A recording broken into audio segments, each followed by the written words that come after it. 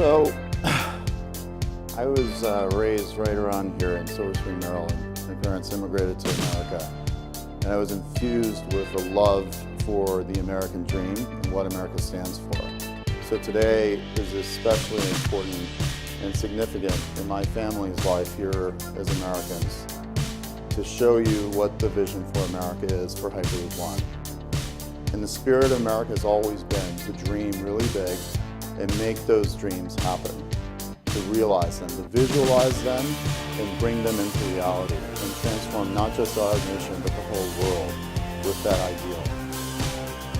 I've studied history and I love history, and one of the things you'll see in this little web of networks that you see rising from 1860 to 1890 was that vision of building rails in America, bringing mobility across the whole country.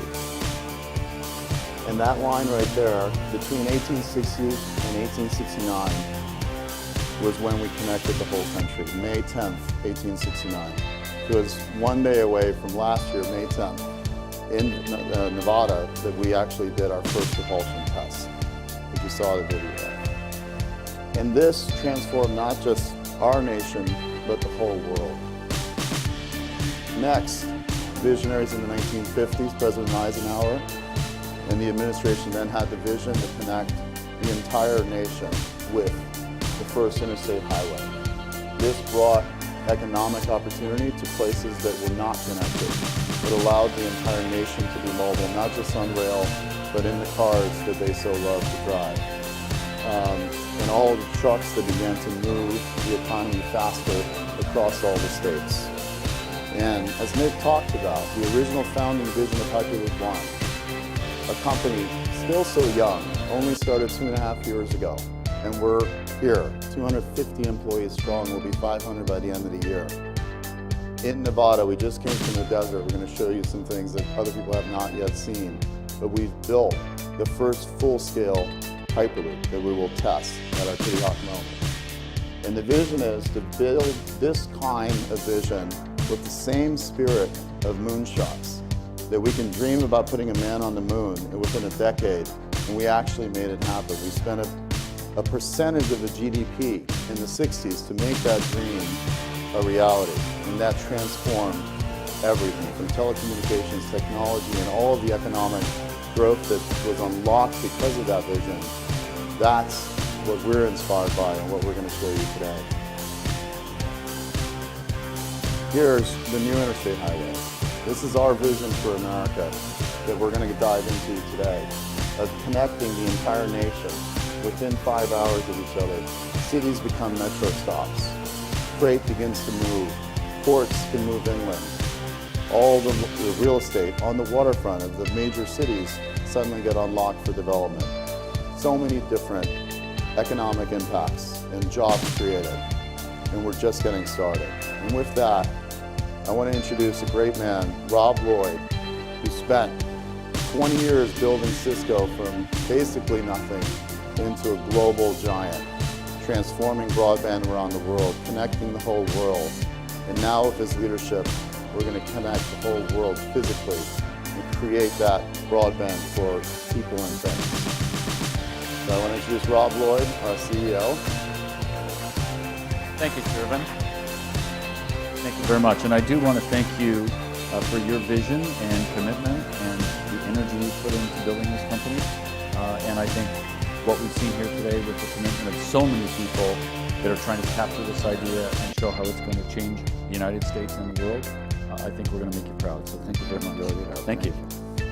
So one of the things that I always like to think about is this country has been such an innovator. We have done so many things.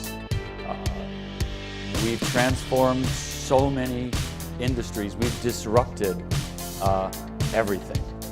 And it's overdue for us to find a new transportation network that's going to be as disruptive as the car was, as the train was, and as the plane has been. And it's been 100 years since we've really introduced something that is fundamentally transformational. And our company is committed to build a new mode of transport that's going to be efficient, it's going to be green, it's going to be fast, it's going to connect everyone It's not for the elite, it's for every citizen, and we think we can absolutely transform people's lives, and economies, and commerce, and logistics. And that's the mission that we've all signed up for. 250 people, soon to be 500, soon to be several thousand. To really, really commit to this vision of building an American technology that will be the next mode of transport, and that's the company Hyperloop One. If I can just take a couple of minutes and do the primer so we're all on the same level in terms of what is the Hyperloop, it's sometimes helpful for us to just touch on the building blocks. Shervin mentioned a pod, a vehicle, an aerodynamic shell in which we can transport people or cargo. Reducing the pressure inside of an enclosed area. 2, you remove the pressure, you reduce the friction or resistance of moving an object through that tube. A custom designed electric motor that we did demonstrate in the desert of Nevada last May. A very complex propulsion system, but one that actually involves some tremendous engineering that scoots that pod along, lifting off magnets off a conductive surface so we have no resistance that we get from wheels, very little pressure, very little friction from wheels. We don't make noise when we go past a neighborhood or into a city center. And a combination of that with a control system that allows us then to know exactly where every single piece of cargo or every person will be and connect to every other mode of transport is truly transformational. And a suite of solutions in which that technology solves real problems, whether it's moving sea containers from our congested ports and reducing congestion on our highways, whether it's passengers moving quickly and redefining the meaning of a city, including cargo in off hours or non-peak hours or in the evening, so we can move packages and passengers, or whether it's a small system moving right down the side of a road or existing right-of-way, moving packages for our on-demand economy that we see evolving every day. A suite of solutions leveraging this technology with several advantages. First of all, it's on demand, and I think Nick mentioned that, but this is a really big deal. We don't need 800 people to line up on a platform and wait for the next train, which leaves at 6:32, and if you miss it, you're in deep trouble. Our view is it's on demand. Smaller units, packets of people or cargo that leave when the demand is there, and that can move in very rapid succession. Point to point. So many metro systems that have been developed, so many train systems that have been built actually stop along the way. And the problem with our experience is it stops, then it stops, then it stops. It does that to be inclusive. It does that so every community can be part of this. But Hyperloop has ramps off and ramps on that main transport corridor. So think of a freeway where we ramp off and then we ramp back on. That's the architecture we're building. So we only go to the destination that we want to go to. And if I'm going to go to Philly, I don't need to stop along the way. I only want to go to Philly. That is a breakthrough in terms of how transportation works today. That's how planes work, generally. But, right, I think what we can do is make that point-to-point thing come true and then connecting to other modes of transport. Look, our airports are important places where we fly from. The train stations we built in city centers are important destinations we want to go to. And we're going to connect to those existing modes of transport. But as Nick mentioned, building this high-speed backbone that will allow us to move between them more efficiently is part of the vision and part of the difference that sets us apart from high-speed rail. The time is part of it. And when we think of the travel time that we all need to experience, it's raining outside today. To get to the airport's going to add some more time. So you'll add another 30 or 40 minutes to get to the airport. There'll likely be some delays on your journey today if you're traveling from DC. And all of that leads to an advantage of at least 4 times in terms of the experience we can have from a city center to a city center on a Hyperloop transportation corridor. You can compare that to high-speed rail, you can compare that to car, compare that to planes, which include the time it takes to get to an airport. It's a significant difference in time. But the real benefits are really fall into 3 categories. First of all, this will be 2/3 the cost of high-speed rail, up to 3 times faster, and the economic benefits that we generate, the economic benefits that come from productivity, for more effective use of labor, from different kinds of deployment of real estate, and more efficient ways in which we can live could be up to 3 to 4 times that an alternate method of transportation can deliver to the economy, and you're going to hear some of that in today's discussion. The good news is the U.S. should be one of the top markets for this innovation. We work with KPMG and we've looked around the world. You've probably seen some of our material as we've traveled the world and found countries and governments interested in Hyperloop all over the world, especially where they embrace transportation and infrastructure as part of the capabilities that government should deliver. But the U.S.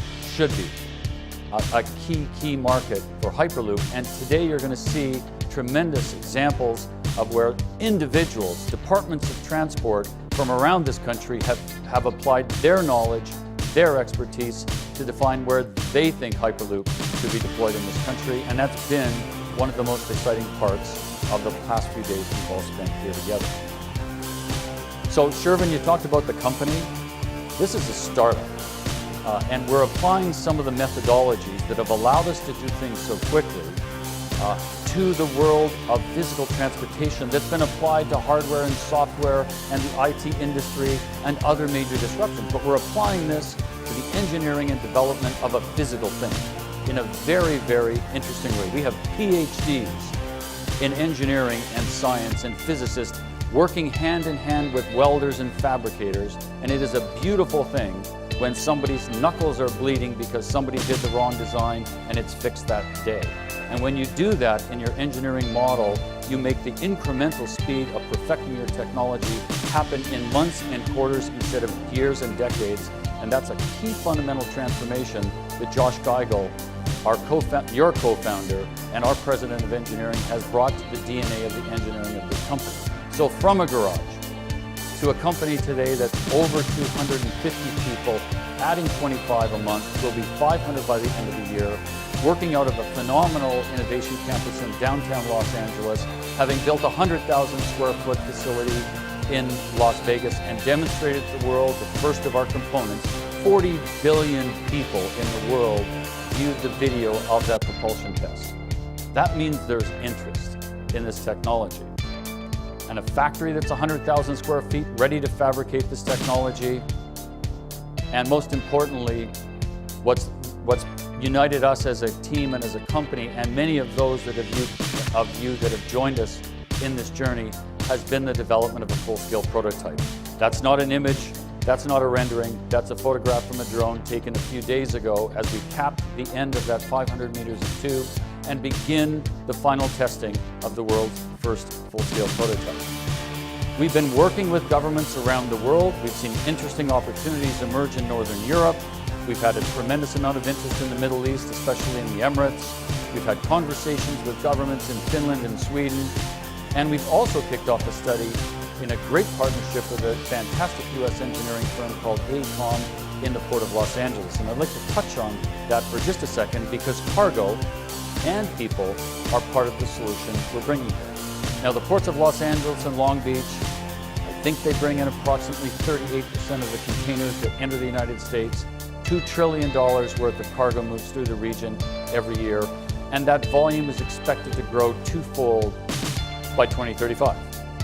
But if you've been to Los Angeles recently, there's some big challenges. We have huge congestion on the 710 and on the 405. And a massive amount of that is actually trucks just trying to move those containers to a place where they can be picked up by a rail operator and moved through the logistics system to the rest of the country.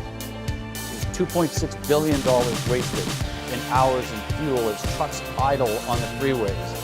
And that traffic growth is expected to grow another 40%, and there's just no more room on the freeways in Los Angeles to handle that capacity. So something new needs to evolve. Along with AECOM and other partners, we've designed a Hyperloop that could move 71 miles to a new inland container distribution center just past San Bernardino using existing corridors like the Alameda corridor. There's an open line there, and actually begin to move those containers rapidly from the port. Instead of landing them on the dock and using the real estate on the dock side, why not store those containers and load them onto BNSF or other trucks somewhere past Los Angeles? 71 miles, we could increase the capacity of those ports by 25% and take 284,000 tons of pollutants out of the air as trucks idle in traffic in Los Angeles. We're very excited about this project, and I think it could make a dent on America's most congested freeways, which many of us that live there experience every day. That was our idea. We worked collectively with a great engineering firm, and then we asked in May, what other ideas do you all have? And I want to personally thank the teams that are here today, the 11 teams that are semi-finalists in the Hyperloop One Global Challenge. We introduced it in May when we did our propulsion test in Las Vegas. We didn't know what we were going to get. We said, why don't you tell us your ideas for Hyperloop? 2,600 people registered teams from around the world. We downsized that to 35 semi-finalists. 11 of them are here today. We had a panel of expert judges working with those teams yesterday, and we don't know which one of those wasn't a great idea. And the enthusiasm that they brought and the support that they brought from government tells us that there's something very, very important here, because we need something different than we have today to solve the transportation dilemmas of this country. Net of those 11 semi-finalists and the creativity that they brought, they represented 2,800 miles of Hyperloop routes, touching 35 metro areas, including 83 million people in the systems they designed, including reducing cargo in many of their solutions by 6 million truck journeys a year, and proved that $1 on infrastructure spend could deliver up to $5 of economic value, which is exactly why we're all here and exactly why we think this impact will be so fantastic. And I want to thank all of the departments of transport and mayor's offices and state governments that are behind these projects. This was an open source idea, and what we found was that states and cities and engineering firms embraced this idea and have produced some absolutely outstanding work. So if it's all right, I'd like to actually ask you to recognize all of the teams that represented their ideas here and give them a big round of applause. We're very, very proud of you.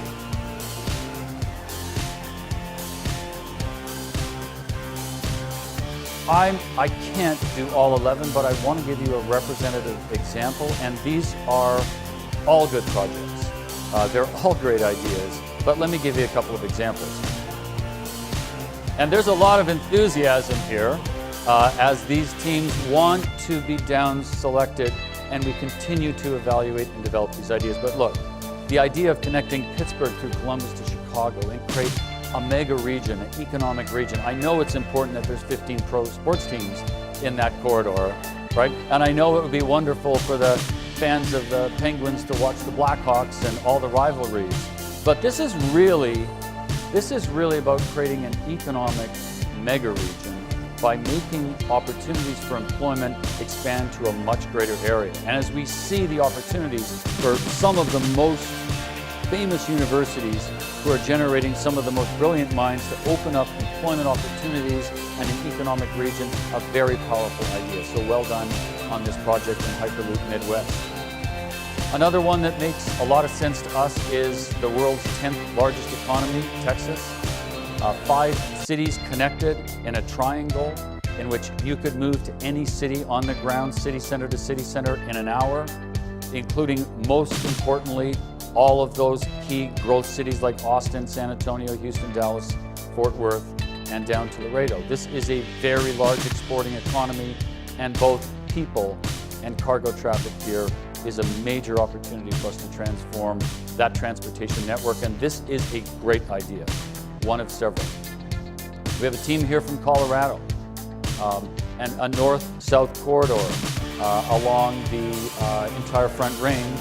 And then what obviously excites everyone is the idea of going from Denver to Vail in less than 10 minutes rather than 3.5 hours.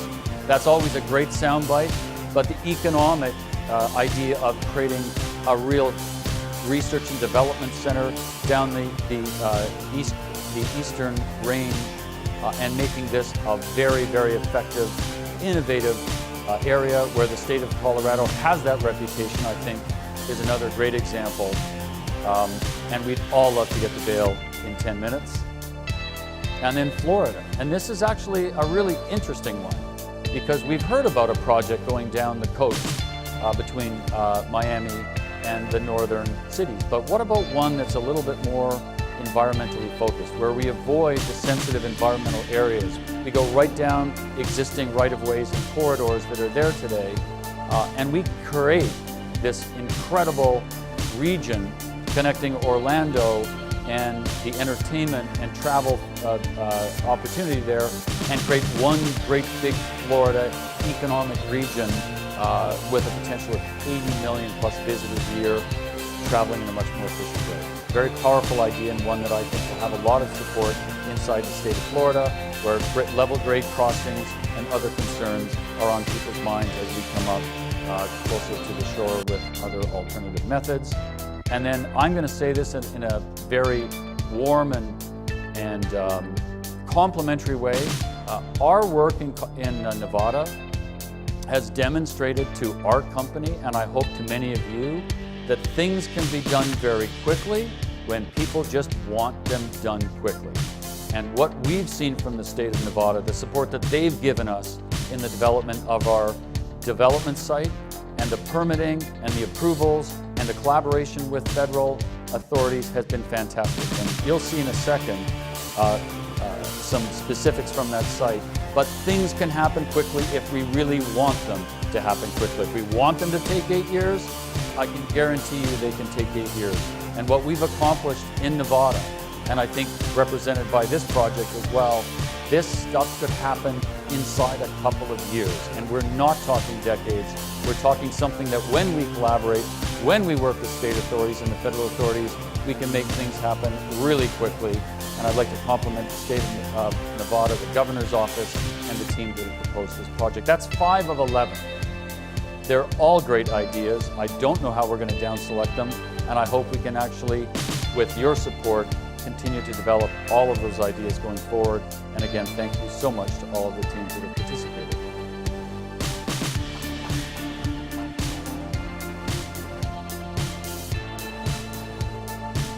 So that's a lot of material. I'm going to just check what I've got here next, and I'm going to go back if that's okay. A lot of words, a lot of pictures. I thought it might be very helpful if I could have our co-founder and president of engineering take you on a short site visit at our development site in Nevada. So if it's all right with you, I'd like to just have Josh Geigel join us via video, and let's take a look at a short clip. So let's take a look at Josh.